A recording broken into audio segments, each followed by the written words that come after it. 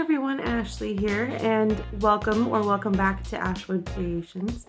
Here it's basically a channel of everything DIY and furniture based, so if that's up your alley, please feel free to like, subscribe, and follow me on all of my other social media such as Facebook, TikTok, and Instagram.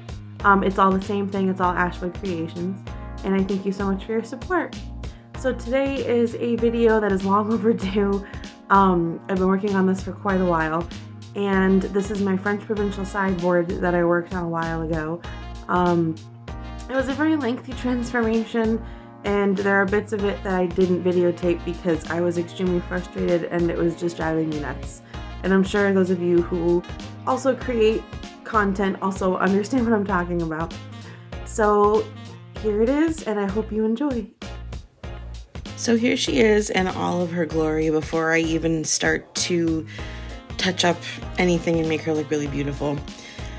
She did have some minor cosmetic damage, as you can see on the bottom trim here. And there was also some damage on the back legs, which you will see later on in the video. And there's also a lot of scratches. You can tell she's been used quite a bit. And I can't wait for you guys to see the transformation. Here we go. Alright, so step one in flipping any piece of furniture is making sure you give it a really good, thorough cleaning. You never know where it's been. And you just gotta make sure that all the surface area is smooth and prepped well enough for primer and paint, because otherwise you will get all sorts of little lumps and bumps and dust and hair and all that other stuff in your layers of paint. And it'll make it more difficult later because you'll have to sand it all off and try to smooth it out and then repaint it again. It just becomes a hassle, so it's better that you just start off right off the bat and just clean. Now I am taking the hinges off and also the hardware on the doors. These were a pain in the butt. They had a square bit, which that ends up stripping really, really easily, so I actually had to take it off really, really carefully. And I had to actually take the doors off to get the rest of the hinge off because it was so tight on there with those weird screw heads.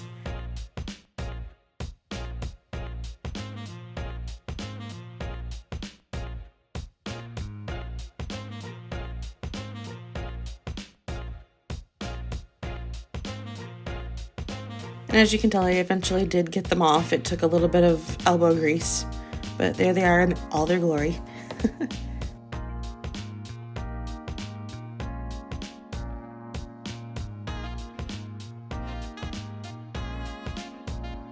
Alright, so this next part, my boyfriend helped me flip it over onto a blanket so I could get the underside all taken apart. Now, for those of you who have seen my other videos, know for sure that I like to take everything apart and as much as possible just to make sure that every single individual piece is done correctly. That is just how I like to do things for me. It's a little more professional in my opinion.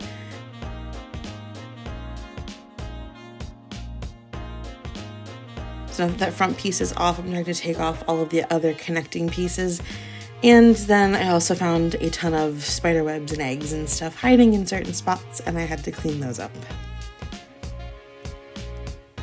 This is another reason why you should flip over your piece of furniture if you can, just to make sure everything underneath is all cleaned up and, you know, make sure there's no damage underneath, because if you miss that, that's going to end up being horrible. So the bottom shelf of this had to come out. It was some sort of weird wonky bottom piece. I didn't like how it looked. It was very wavy and not even. And then this is me here trying to take out the middle panel, and it wasn't coming out for whatever reason, so I ended up just leaving it alone and dealing with it in. Now this is me with the piece of Luan, I believe is what it said it was. I got it from Lowe's for like $10 or $11, and I made the measurements out and traced it on there with Sharpie. I didn't have any pencils, don't come at me please. I also had my boyfriend help me cut it with the circular saw because I'm not comfortable with it yet.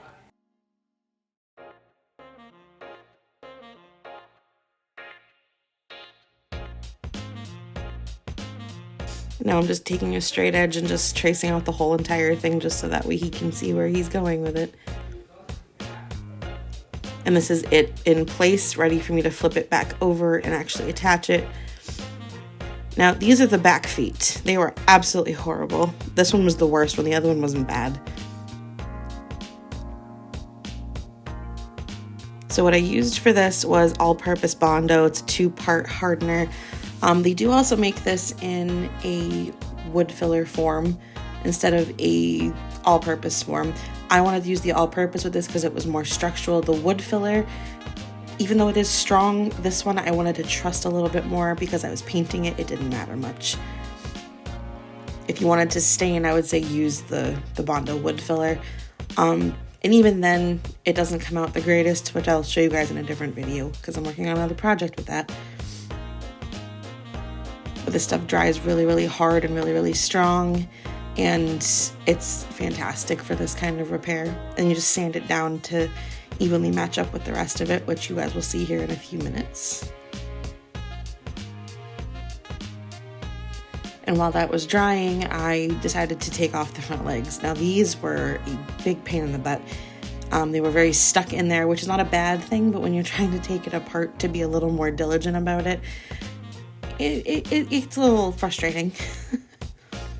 But after a few minutes, I figured out how to get them out, and then putting them back in later was also easier.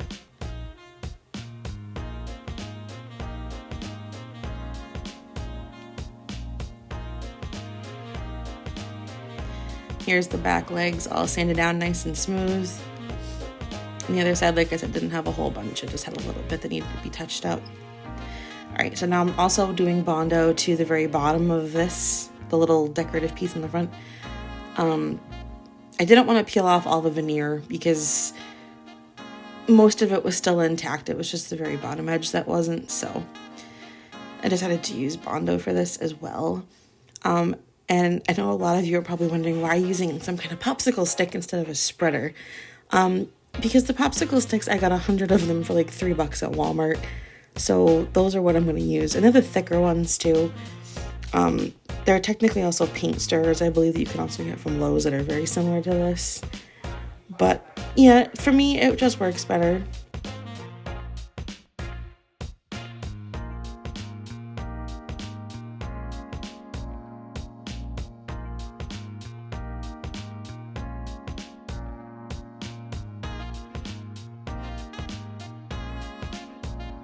And while I'm letting that dry, my initial plan with these was to strip these down to raw wood. Little did I know they were not wood like I thought they were, which you guys will see in a later clip once I'm taking this off. However, it did get the top coat and stain off of it, so it wasn't a complete waste of time. But it was very frustrating to know that they weren't wood. They felt like wood to me. I don't know if it was just a fluke thing.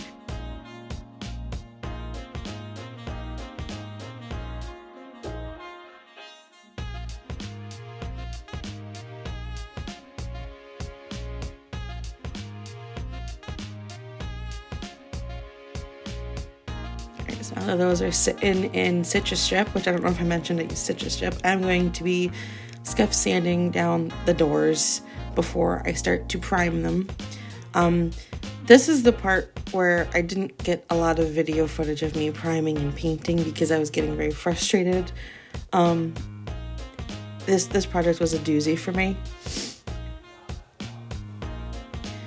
And after you scuff sand also, guys, make sure you wipe down your piece of furniture to make sure that there's no more dust.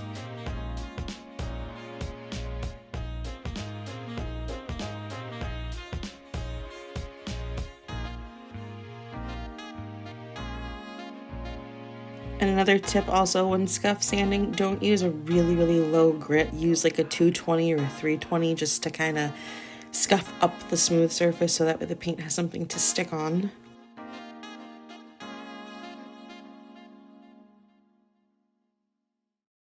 This is the primer that I'm using, the Zinsser Bullseye 123 primer. I love this primer for certain projects, but not for all projects. With this slick of a surface, this is the best primer that I feel you can use. There's probably other people who have different opinions out there, but this is what I prefer best. It's nice and thick, and it goes on really, really smooth. The type of roller that I'm using is a foam roller. I don't want to use a regular one because it adds too much texture. And this one's meant specifically for cabinets also, which is why I like it too, because it gives a nice smooth finish to it, and there's minimal sanding afterwards.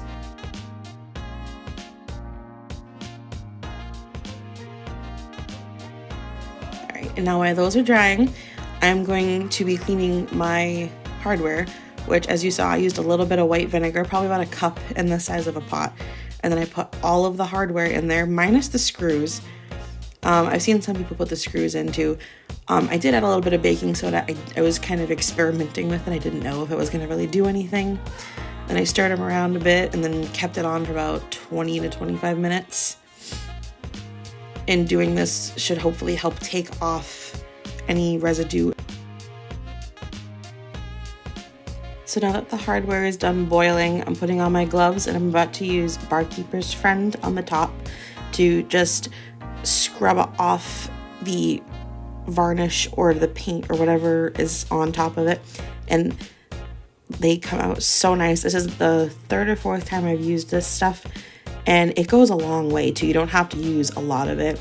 And then I use these wire brushes on them to clean it out. I mean, look at how pretty that looks. All of them ended up coming out just like that when I was done with it, and it was so nice.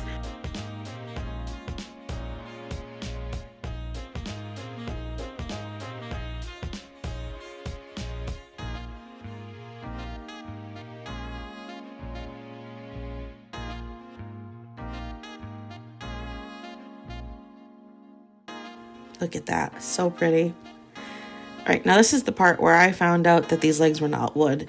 Now, what I like to do is I like to take steel wool, and you can buy them at Walmart or Lowe's for like $4 for a pack of them. And I usually get the the stripping one. I forget what number it is, but when I started to strip it right here, you can see it was not wood. It was a tan plastic that looked like wood. And I was so upset with myself that I didn't catch it beforehand. But this also meant I could just dunk it underwater and scrub it away. Now, this is how I do it. You don't have to do it this way. For me, it was more effective, just to keep everything from clumping up and getting nasty and everything else. Because sometimes there's really no other good option to do this with. Alright, so here is a little flap that needed to be glued down on the front board, so I just stuck a little wood glue on it and clamped it down. And then I forget what I was doing with this, but I think I snapped one of the screws off or it broke. So I had to sit there and try to figure out what size screw to go in there because I didn't want to go too long, but I also, like right here, didn't want to go too short. For whatever reason, that screw just didn't want to go in at all. So I tried a couple other screws and it wasn't completely all the way down, so I had to try one more. And it was a longer one, which I was surprised with, but it's fixed. Now I'm putting the legs back in, and I'm going to be putting the front piece back on after I fiddle with the supports for the bottom shelf. These were a pain to put back in. They had so many issues trying to get them back in. They wouldn't adjust properly or anything.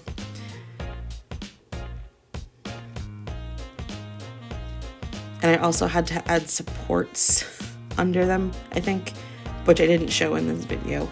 I was getting frustrated a lot at these points, and I just didn't feel like videotaping any of it. So the stuff that I did videotape, you will see here.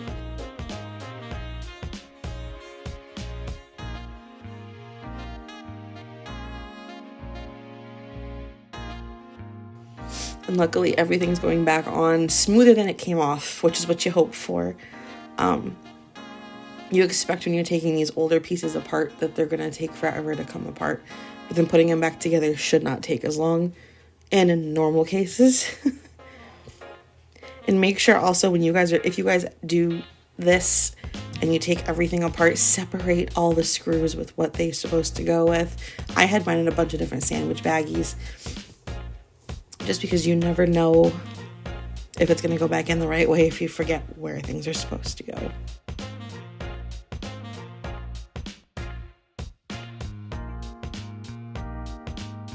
Now the front board's gonna go back on. After I had sanded it, I didn't show me sanding it, but it's all sanded down nice and smooth and everything.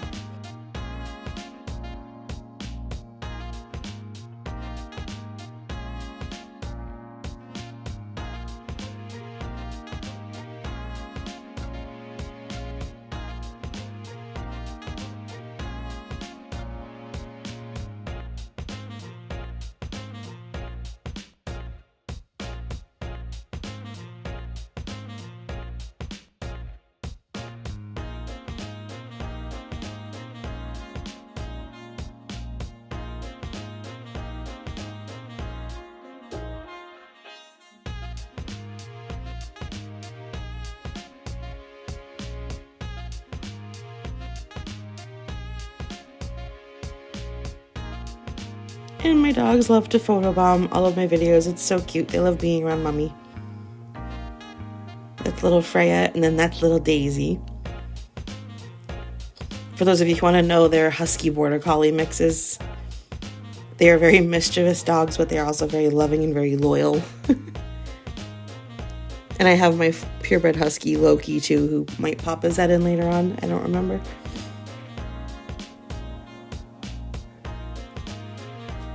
Now putting this on, it seems to not want to go on in certain areas, so it's just a matter of unscrewing and re-screwing things in once one thing is in place.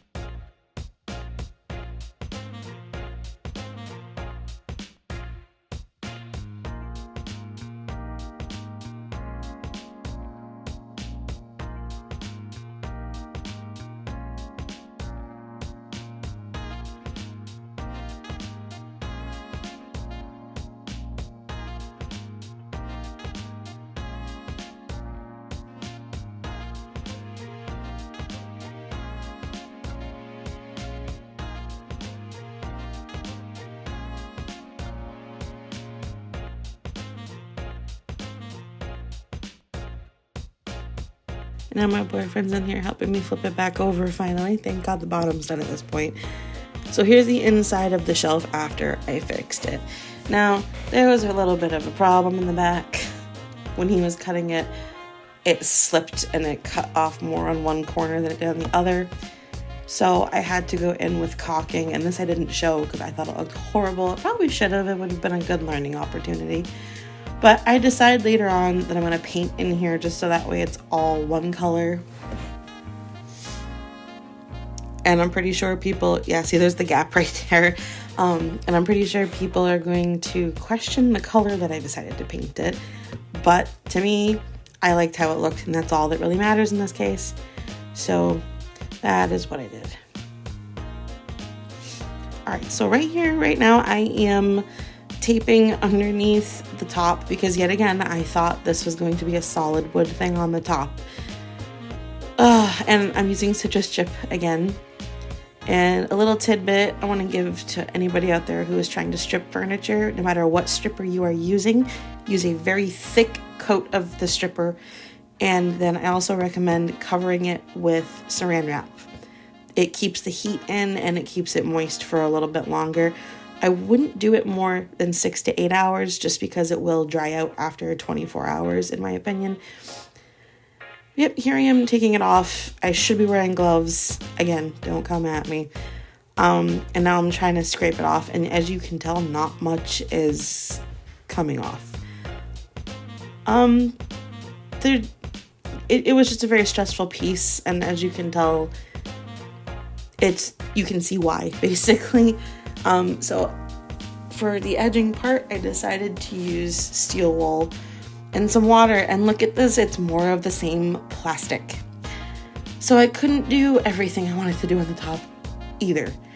So the one thing I didn't want to do was paint the whole thing, but I had no choice in this matter. So I also ended up putting mineral spirits on here to also deactivate the stripper that was left on there. And now we are outside and I'm trying to sand the top down. Now the very top is a veneer.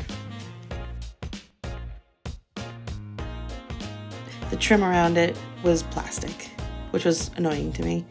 But this veneer was very hard to sand. And I was using a 60 grit, I believe, and it was still a menace coming off. It probably took me an hour and a half to 2 hours to try to get the whole thing sanded. And come to see at the end of it, I ended up going through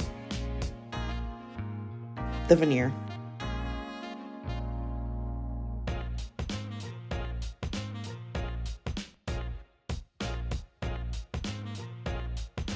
So in the end, I decided to just prime the whole thing white and I was just going to paint the whole thing. Now, I was very indecisive about what color I was going to paint the outside of it. But the inside of it is this nice brown. It's a mahogany colored brown. I like how it came out. I think it added a lot of contrast. There were a lot of people who commented saying that they really thought the color should have been a different color.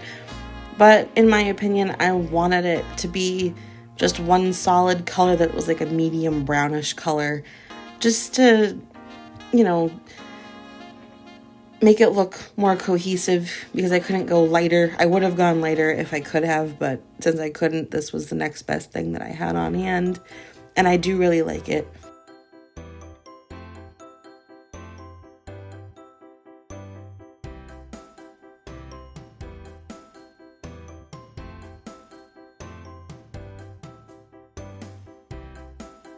So here, after I had primed it and then painted it, it was a tannish color.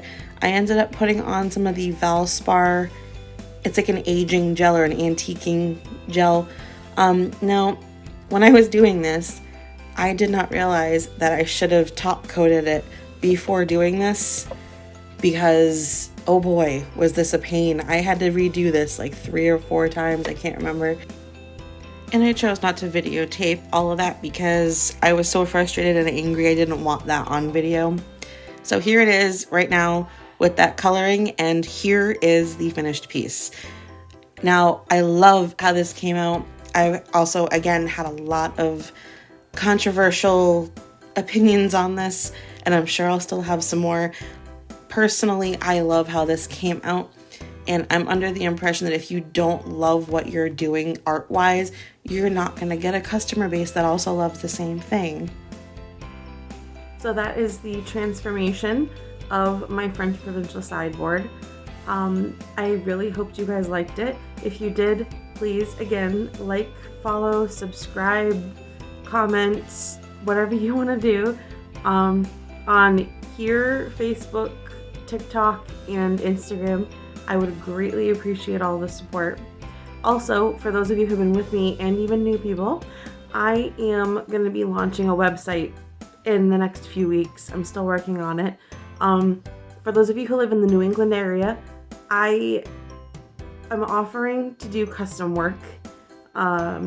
So there's going to be all sorts of information up on the website. And if you're interested, please contact me there or at ashwoodcreations@gmail.com. And if you have any questions, I will gladly answer them for you. So thank you again for watching this video, and I hope you all have a great rest of your afternoon. See you on the next one.